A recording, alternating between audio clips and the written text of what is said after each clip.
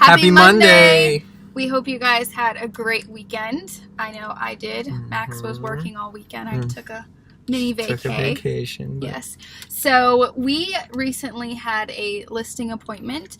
We will get those details for you guys soon. Later. Yes. Early next week. Next week.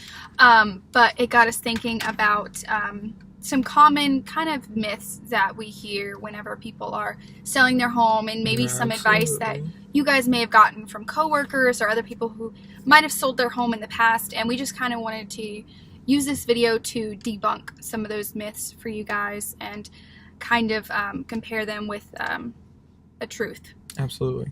All right, guys. So myth number uno. Myth number one is that spring is the best time to sell your home. And while, yeah, spring can be a really great time to sell your home, that is not necessarily always true. We live here in the great state of Florida, where we all know our winters can be very moderate and pretty hot as well. So really it depends on your market at the time. Okay, so as we go through the year, the market makes its peaks and crevices. So you really want to be paying attention to the market, which right now, the supply is pretty low. So now would be probably a good time to put something out in the market. If you did have it. Yeah. All right, so that kind of sums up in a very quick way myth number one, which brings us to myth number two. Okay, so myth number two is pricing your home higher will bring you higher offers. Now, it's normal for sellers to want to net the most that they can when they sell their home. Absolutely. However, from what we've experienced is sometimes pricing your home over what it's really worth can have the opposite effect. You know, buyers, while they're out looking, they know the values for homes. A lot of times buyers, what would you say, like 80-90% of buyers are using realtors, and those realtors are educating their buyers on what the market's like and what homes are worth. So if a buyer or their realtor sees that your home is overpriced, they're either gonna steer clear of it or shoot you a really lowball offer, which can kind of be... also, to kind of expound on that point, most people use financing. They don't all just, I would say 95% of your buyers don't come in with cash. So they're going to require an appraisal. Which is going to tell the true market value there. Yes. And also, depending on what market you may be in, even pricing it a little bit under market value can bring multiple offers and then even get you an offer over asking price. Very true. And now, myth number three. All right.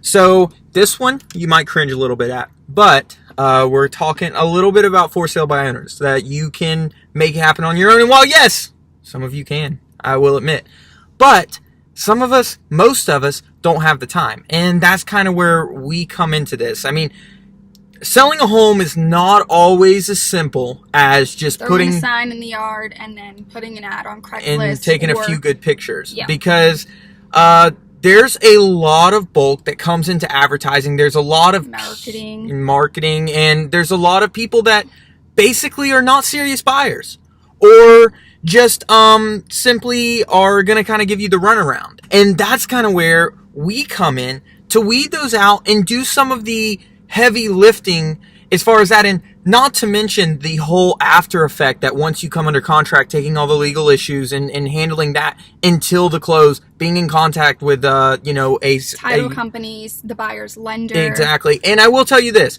as she mentioned a little earlier, and it may be even a little bit higher, probably about 95% of your buyers are going to come to the table with a realtor.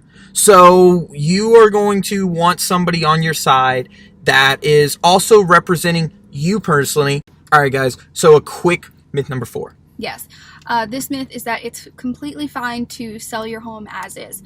Now, unless you're expecting a cash buyer to walk in and snatch up your property, that's pretty unlikely. Most financing will require your home to be in what they call move-in ready condition. So that means working AC unit, no leaks in the roof, even your appliances. Which comes back to an appraisal, because as an appraisal happens, they are going to make sure that all those things are basically up to standard, or they won't give the loan for it. So yes.